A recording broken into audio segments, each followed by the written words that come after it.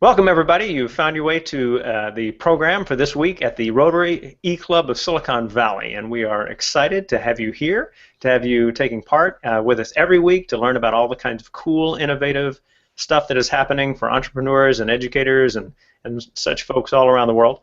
And we have a special guest this week, and to introduce her, I am going to hand it over to our member, Jean Tognetti. Thanks, Rushton. I'd like to introduce Eileen Brewer today, who is representing the TechWomen Exchange program.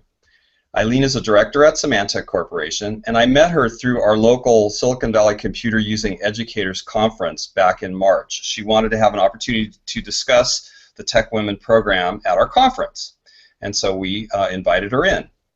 The TechWomen Exchange program brings in women to the U.S. from about 20 countries, and they are mentored here locally in the Bay Area of California. At this point, I'd like to turn it over to Eileen to tell us more about TechWomen.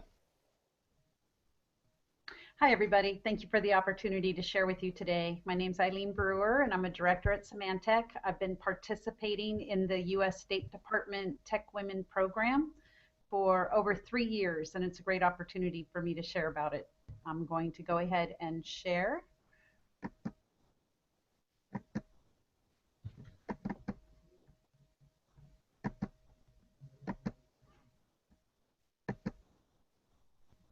The TechWomen program is an exchange program. It's a mentorship and exchange program that is funded by the U.S. State Department Bureau of Education and Cultural Affairs.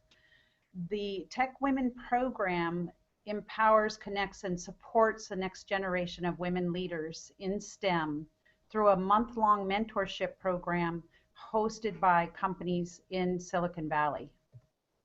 There's different terminology that we use, so I'm going to go over that very quickly. We have emerging leaders, and these are the women who are arriving to Silicon Valley from the Middle East, Africa, and Central Asia.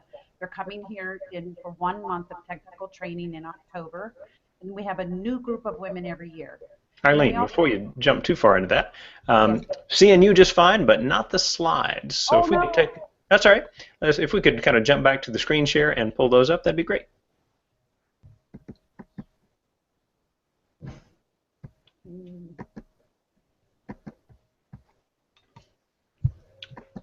I have selected in sharing entire screen and the TechWomen presentation. And you are good to go. Very good, thank you. The participants are the emerging leaders that we just talked about and the professional mentors. Professional mentors are the women who live and work in Silicon Valley, and they provide a month of technical training for the emerging leaders at the mentors company. And many of these mentors participate year after year. And then we have cultural mentors. They're women who live in Silicon Valley who provide a month-long support, cultural experiences, and support to the emerging leaders while they're staying in Silicon Valley. And many of these mentors participate year after year. So during the program, the emerging leaders arrive from 21 other countries and they land in Silicon Valley. And while they're here, they do both technical training and cultural experiences. So they'll work on a project that they've defined with their professional mentor. They'll attend many workshops and networking events, and they'll get an opportunity to go out and have cultural experiences. And then they also get to go spend 1 week at the State Department in Washington, D.C. During their professional mentorship, they're assigned to a professional mentor who helps them design a project that's based on the participants' goals and expertise. So these women all come with a STEM background, so their wish list can vary quite a bit. So they could be a scientist or an engineer. They could work in solar power or gas and oil. They may be a teacher who's teaching STEM or using technology to teach other courses. And they could be entrepreneurs starting their own businesses. While they're here, they will also participate in outside cultural enrichment activities. So they'll be in workshops every Friday. Those are organized by IIE, which is the Institute of International Education. They execute the program on the behalf of the State Department. So they'll set up all types of events where the 100 women will go and attend different activities. Then each emerging leader will have some cultural mentors who will help them participate in activities in the San Francisco Bay Area. So this could be hiking in the Redwoods, or going over the Golden Gate Bridge, or going to see the symphony, or going to a Giants game, those types of activities. So this slide talks a little bit about some of those activities that they've done in the past. So the emerging leaders who arrive have strong credentials. At an absolute minimum, they have a bachelor's degree. Many of them have higher education. Last October, we had 78 women participate, and of those 78 women, 6 of them had PhDs, 32 of them had a minimum of 1 master's, and the balance of them had a minimum of at least 1 bachelor's degree, all focused in the STEM fields. This is a list of the countries that are participating this coming October. We have just finished the application process, and we will have over, I believe we're at 99 women will arrive this October. The application process is very extensive. There's anywhere between 30 and 100 applicants per country. So we have selection committees, and we go through an extensive process to select the best. We usually receive anywhere between 4 and 6 women from each of the countries listed here. And every one of them have gone through written surveys and in-person oral interviews at our U.S. embassies in these countries. They've also gone through an extensive security background check. So everyone that has been selected has been identified as somebody who is educated in STEM, speaks and writes English fluently, and is identified as someone we would consider an emerging leader, someone who's going to make a difference when they go back home. This slide provides a bunch of logos for all the different companies in Silicon Valley who support the TechWomen program. And all these companies may have women inside that are either providing services as a professional mentor or a cultural mentor.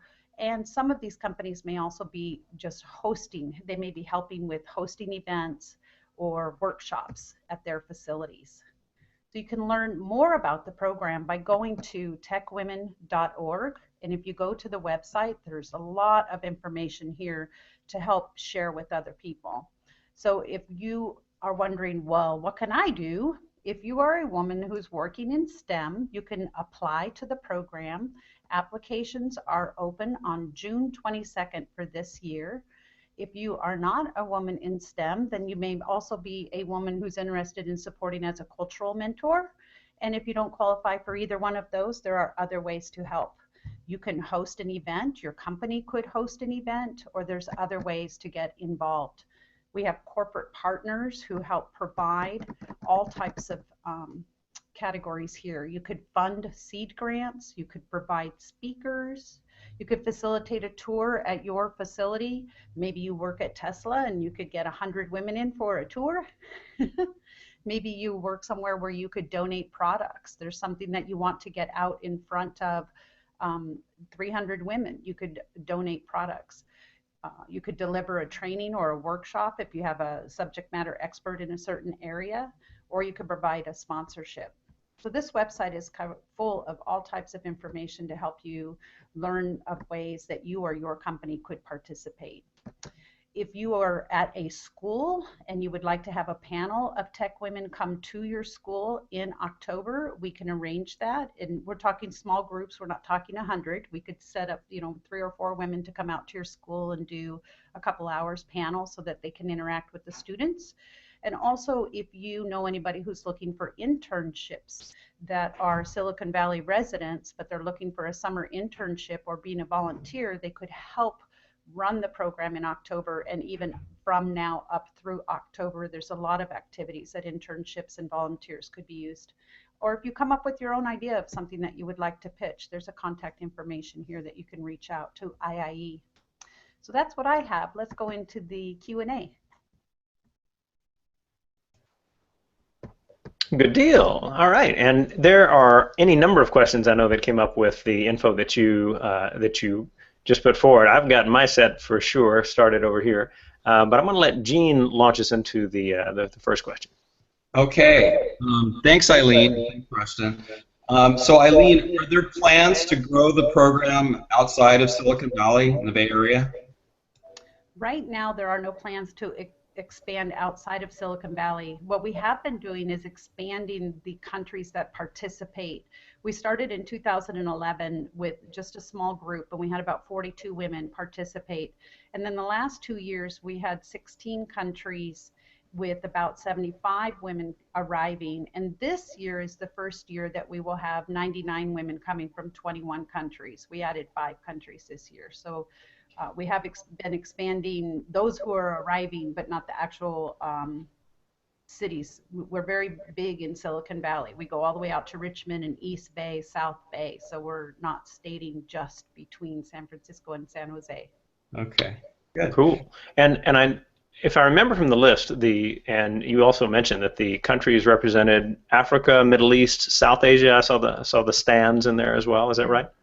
The stands just started this year, so we just invited 5 stand countries, and they will be arriving this October for the very first time.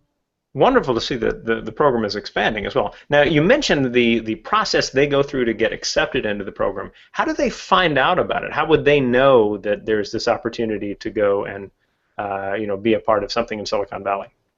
So we use our local U.S. embassies that are located in each one of those countries, and those embassies have relationships with the universities and some of the large corporations that are in those countries.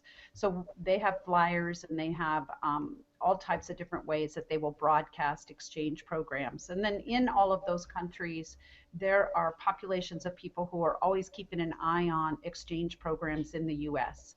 So this TechWomen program is actually one of 80 U.S. State Department exchange programs.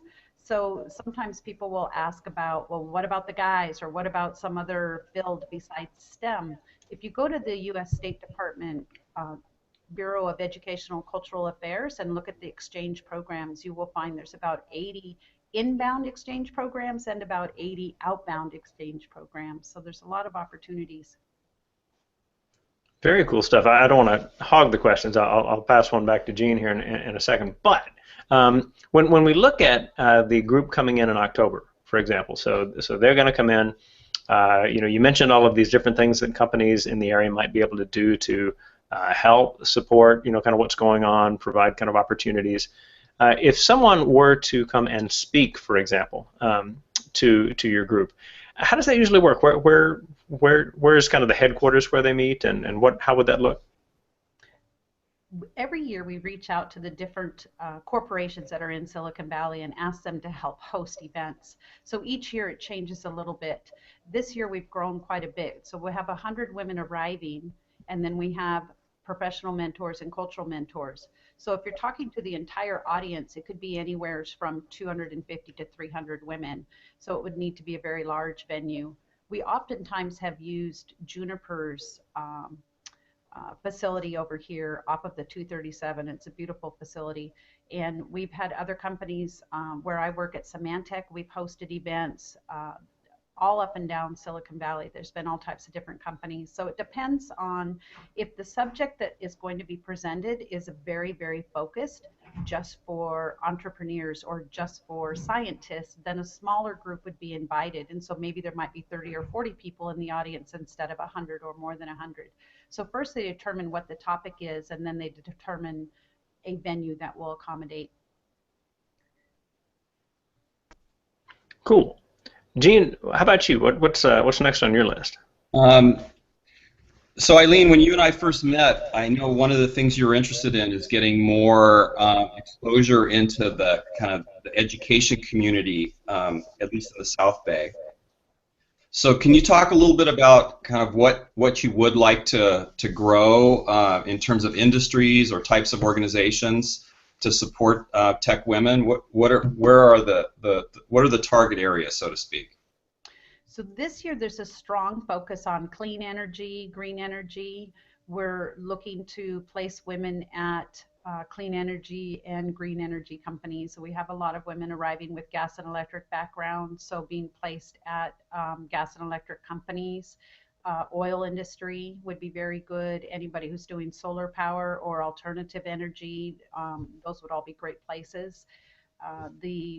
Where we met and we were recruiting teachers, we're looking at potentially putting some type of a small program together where we can reach out to the women that I met at your event and have them maybe facilitate a small workshop that really focuses on the women who have arrived, who would like to receive training on how to use tech to teach or how to teach tech.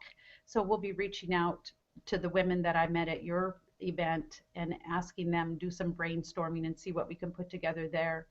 We're also, based on conversations that you and I have had and I've had with some other teachers, we're looking at the potential of we may have some teachers arriving in the group and they may be assigned to a company, but it would be very nice if they could go spend 1 or 2 days at a school and interacting at a school and watching teachers teach and learning about the tools that the teachers use. So we'll be reaching out to you for that as well.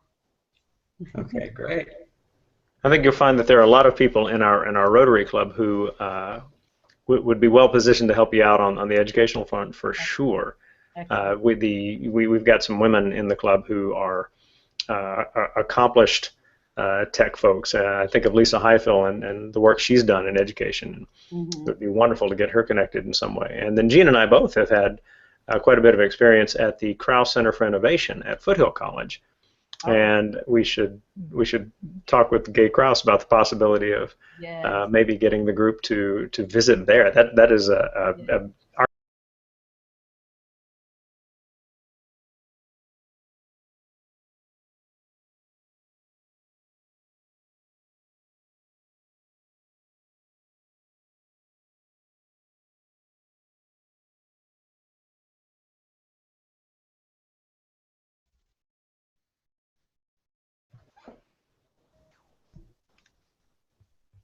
I'm back. Jean. Yes. Hey, so did I just drop out? You did. You were talking about how fascinating the architecture was at KCI, and that's when the call temporarily dropped. I don't think that was causal, but let me kind of pick up from that point. So when we think about what different people can do as a part of this, it naturally comes down to this passion that people have to help with one cause or another, and obviously the idea that you've got women focusing on STEM fields in different parts of the world. I'm wondering how you became passionate about that as a topic. How you kind of said, this is something I really want to spend time with. I want to find ways to help and make this program happen. For me, I got introduced to the program through an email message from one of our female directors that stated that Symantec was a sponsor of the program, encouraging the females at work to go ahead and apply into the program, and that was in 2012. So I went ahead and applied, thinking that it sounded really interesting to learn, to be able to work with women from other countries and to learn about their jobs and what it's like to work in those countries as being a woman in engineering and science. So I applied to the program, I was accepted, and the way that I have participated has evolved over the years. And so now I have a little specialty. I work a lot with hardware, and so what I do is we do delegation trips. We get to travel and we get to go to these countries. So every year we go to one country in the Middle East and one country in Africa. And I literally take old used motherboards and I shove like 6 or 8 motherboards into my suitcase and I take them with me and I go on these delegation trips and we do little workshops. So it might be 40 or 50 young girls, and I have a little spreadsheet. It's called Motherboard Basics 101, and I get to teach the girls about the components on the motherboards. Seeing them light up and seeing their confidence grow in a 20 or 30-minute period and seeing them enjoy the learning about that hardware is what brings me back every year, and the opportunity to work directly with the women and learn what it's like for them working in the countries they're working and being able to help in any way that I can. Very inspiring. Can you tell the story of one of the past participants maybe that you met when you visited one of these? Because you've been on these trips, I mean, taking the motherboards and everything like that. Maybe describing, the particulars of one particular visit? Um,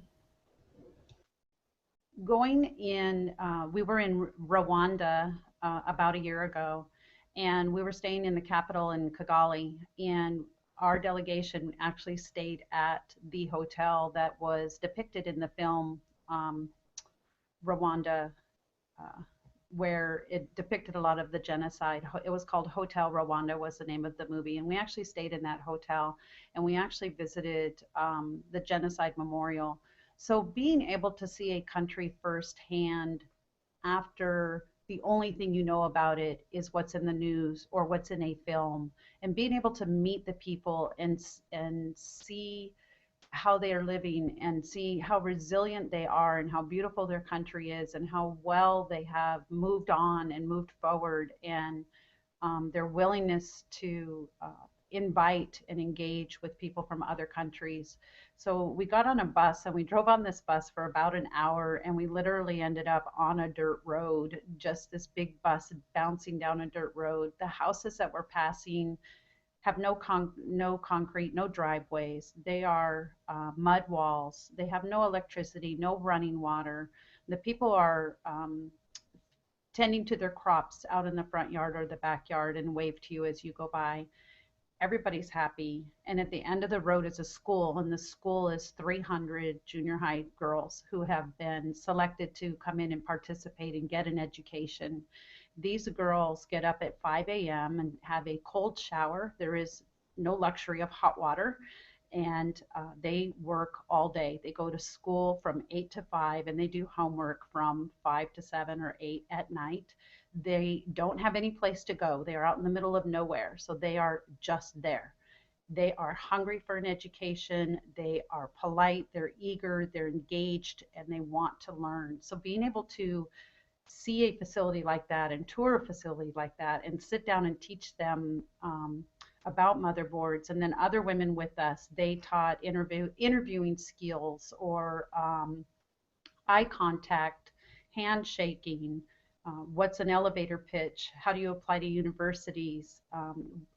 The girls will say, I want to be an engineer, but they have no idea what that means. So providing them the opportunity to explain the difference between a civil engineer, an architectural engineer, a software engineer, hardware engineer, electrical engineer, mechanical engineer, right? Like they have no idea what any of those terms are. And so being able to describe what it means to be an engineer, and just being able to spend time with them and hearing their stories of where they came from, or how often they see their family or don't see their family, and their aspirations, and they're so excited to be able to have the opportunity to learn and go to university, and just spending that type of time with these girls, and then getting on the bus and leaving and driving to the next event, it's life changing, and it stays with you. And you get to continue to see them. We have a closed Facebook page where we're able to communicate with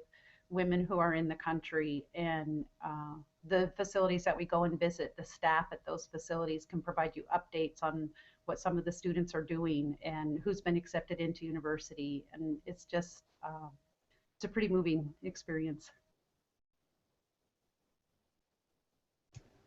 Fantastic stuff. All right, well, Gene, do you have other questions? I was wondering, Eileen, you mentioned projects that the women who come to the United States endeavor to take on. Can you talk a little bit about one or two examples that are you aware of, kind of specifically what they do, and if you could describe one or two, that would be very interesting. Sure. So one of the gals her name is Janet. She's from Cameroon, and she started a school so that girls would have an opportunity to learn engineering. In a lot of these countries, internet access is very intermittent. So depending on the internet to go to Coursera or Khan Academy to use the videos is very intermittent, very difficult to do. So while she was here, her project was to use our internet to download the videos from Khan Academy onto a server that's inside of her school. So from here, she could use our internet to get access and be able to download those. So when she goes home, she had all of those videos downloaded locally inside of her school, so she's not dependent on the internet to get them. Another gal that was one of my mentees, she was from Tunisia, and she works as a project manager in telecom and was responsible for building some of the cloud uh, projects. And so giving her access to semantic engineers and stating, this is how we build a cloud product, this is what it looks like from a customer perspective, and then this is what it looks like from an engineering perspective, how we build cloud to run on the cloud infrastructure, and then take her all the way to the engineers who build the cloud backbone and teach her how they build the backbone to make sure that it's secure and it can receive updates from all these different product teams. So giving the full spectrum of this is how we build and support cloud products, and give her that skill set to take back and apply with her projects.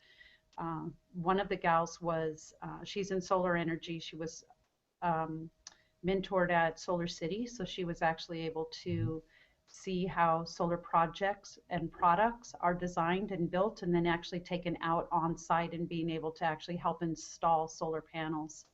So it's quite the gamut, and it's a lot of fun to hear about all the different work that they're doing while they're here.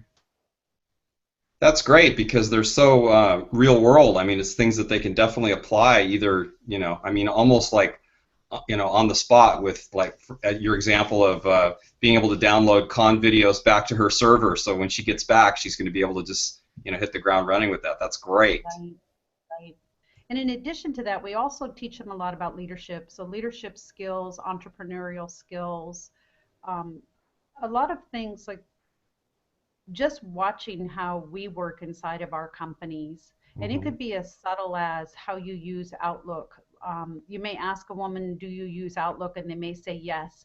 And then you may show them a feature of scheduling. Are you able to see everybody's schedule and select an hour when everybody is free? They may say, I've never seen that feature. So they may have a high level view of how to use a tool. So if you take a little bit of time and go a little bit deeper, you learn they don't know the next set down. And that's not all of them, but definitely some of them. And so even real basic ways to use the full features of some of our tools is a huge productivity increase for them, or providing them opportunities to do presentations, and helps increase their confidence and their leadership skills. Great. Very cool. Well, we have about reached that time, and so I want to thank you very much for taking the time to talk to our club. I hope that the recording gets shared broadly. All of you who are watching this recording, make sure you take the time to send the link on to your colleagues at companies where they might be able to help with the Tech Women program, and hopefully provide some more opportunities for places that the women from these countries will be able to visit while they're here in October. As well as hear about different efforts going on in different places. I want to thank Jean as well for preparing for this broadcast and doing our introduction. To all of our members, we are excited to have you be part of the effort to reach out and find wonderfully cool people like Eileen who are doing these wonderful things, so that we can share it with our members and with people around the world through the connections of Rotary. To all members and guests, make sure that at the bottom of the page you do the I attended survey. That lets us know you were here. And if you are a guest, that also means that it will generate the email that you can share with your club secretary so as to use this experience for Mako. Finally, to all who have been here, I hope you will add a comment at the bottom in our Discuss system, DISQUS, down at the bottom. And we ask that you engage in the conversations, not just leave a comment, but look at what other people have written and let them know what you think as well. And we hope that you are going to be back with us next week. We are excited to bring these kinds of things to you from the Rotary E-Club of Silicon Valley. And with that, we wish you a wonderful week.